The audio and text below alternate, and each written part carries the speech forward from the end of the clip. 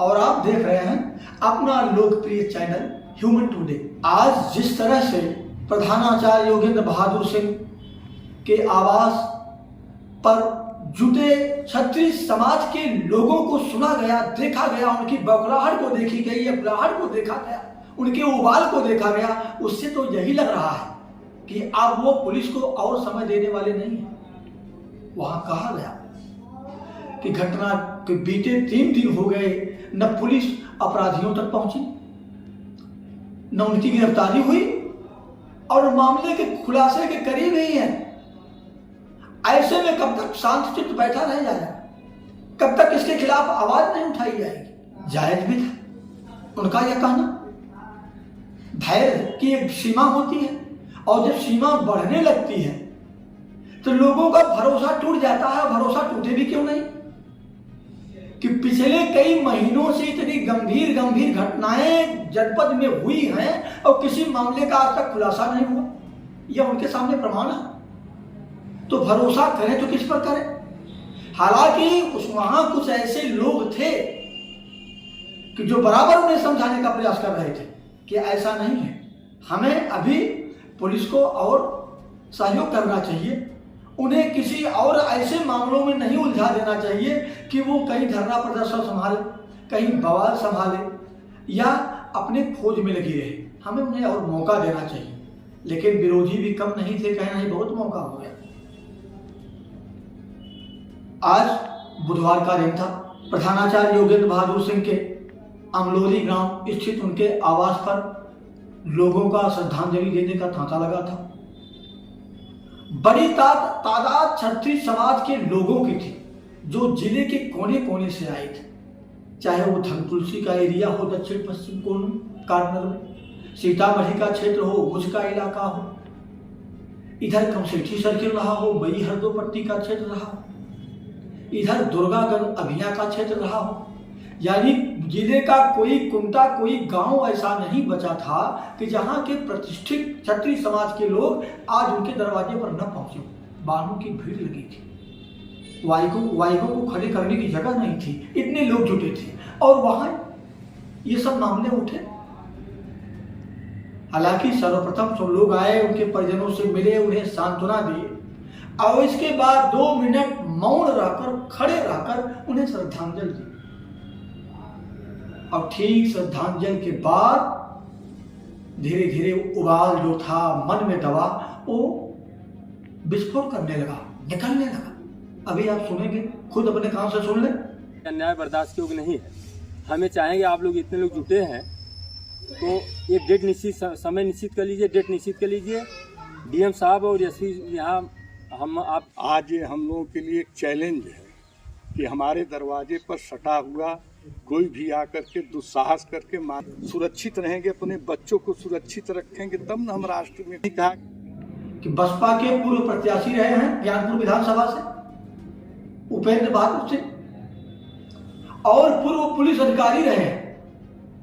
इनकी भाषा अगर आप सुनेंगे, इनके उबाल को सुनेंगे तो आप खुद महसूस करेंगे। ऐसे अनेक वक्ताओं ने अपने मन के उबाल को, अपने आक्रोश को इस तरह व्यक्त किया कि जैसे अब यहाँ से ये उठेंगे, किसी सड़क पर पहुंच जाएंगे, किसी अधिकारी के कार्यालय पहुंच जाएंगे और धरना प्रदर्शन, तोड़फोड़ शुरू हो जाएगी। हालांकि वहां कुछ ऐसे समझदार लोग भी रहे जो इन्हें समझाते रहे कि नहीं, हमें पुलिस को मौका देना चाहिए और देना चाहिए। सवाल भी उठा कि क्यों देना चाहिए, इसीलिए कि जिस तरह से इतनी घटनाएं हुई हैं भदोही में, आज तक खुलासा नहीं हुआ और समय देते रहें और ये भी बंद फाइलों में दब जाए।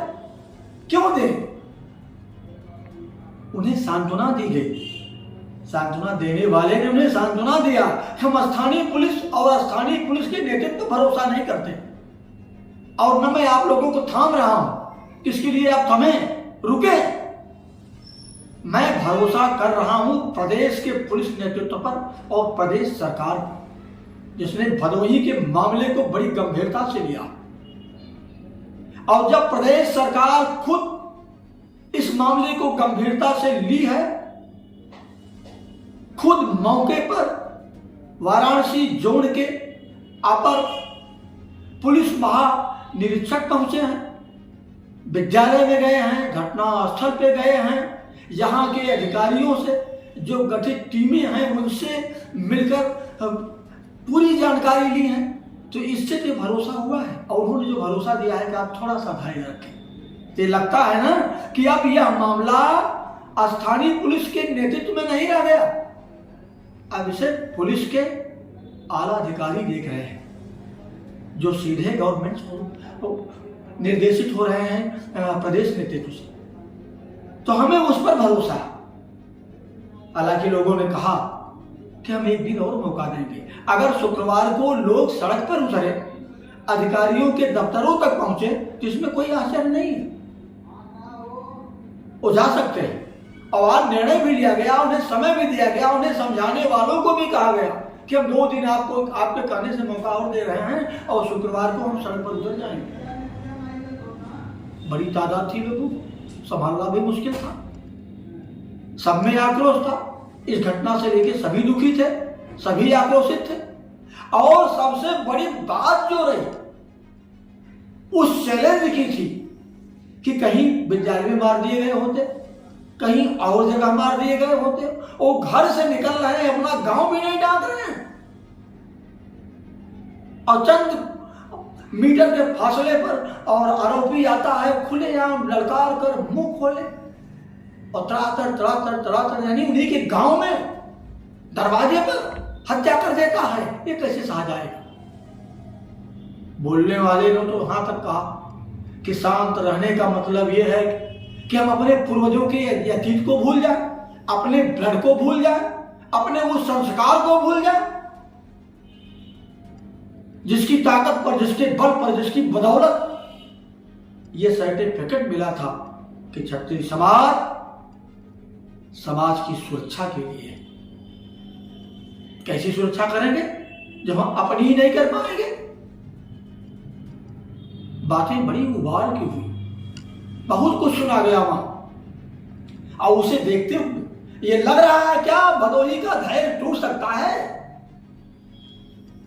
अब ये सारा दारो मदार पुलिस पर है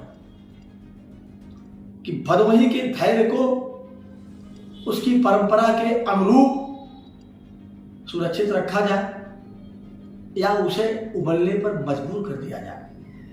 यदि पुलिस मामले के खुलासे में या जो भी प्रगति हुई है, जो भी संबंधित परिवार से जुड़े लोग हैं, समाज से जुड़े लोग हैं, अगर उन्हें संतुष्ट किया जा सके कि हम यहाँ तक पहुँच गए हैं, हम यहाँ तक पहुँच गए हैं, मेरी खोज यहाँ तक पहुँच गई है, हम पैर तक पहुँच गए हैं, शीघ्र ही हम आरोपियों के, अपराधियों के, हत्यारों के गले तक पहुँच जाएंगे। मांग तो वहाँ एक दूसरी भी उठी, और वो ये कि जिस तरह से वो हत्यारे हत्या किए खुले चेहरा, पूरी बढ़ंता से, उससे ये लग रहा है कि वो किलर थे, पेशेवर किलर थे, तो लोकल नहीं थे, कहीं बाहर ही आए थे। अगर बाहर से किलर बुलाए गए होंगे तो निश्चय ही वैसे ही नहीं आएंगे, उनकी प्रधानाचार्य से कोई दुश्मनी नहीं रही होगी। मामला तो वहां पहुंचना चाहिए जिसने ये कराया है। अब पुलिस के लिए एक चुनौती और बड़ी कि वो हत्या करने वालों को पकड़े या हत्या कराने वाले को। जाहिर है कि जैसी उनकी छवि रही है, कुछ भी कोई जोड़ के कह ले, लेकिन 22-25 वर्ष से वह शैक्षणिक काम करते रहे हैं भदोही में, और जन जन से उनका जुड़ा रहा है। परिवार भी, अगर परिवार का संस्कार देखा जाए, उनके कुल को देखा जाए, उनके वंश को देखा जाए, संस्कारित परिवार रहा है, एक सम्मानित गृहस्थ परिवार रहा है, जो संस्कार होने चाहिए वैसी रहा है। उनकी मृदुलता, उनकी सरलता, लोगों से मिलने की उनकी सहजता का परिणाम ही था कि हत्यारा आता है वो भी अपरिचित रहता है, मोबाइल लहराता है और ड्राइवर कहता है रुकना नहीं है, लेकिन वो कहते नहीं रुको, देखो क्या कर रहा है। क्या सहजता थी उनकी, और यही सहजता उनके मौत की कारण बन गई। खैर, अब स्थिति ये है कि क्या पुलिस भदोही के धैर्य को बचा के रख पाएगी या लोगों को सड़क पर और अधिकारियों के दफ्तरों तक जाने को मजबूर कर देगी। नमस्कार, धन्यवाद।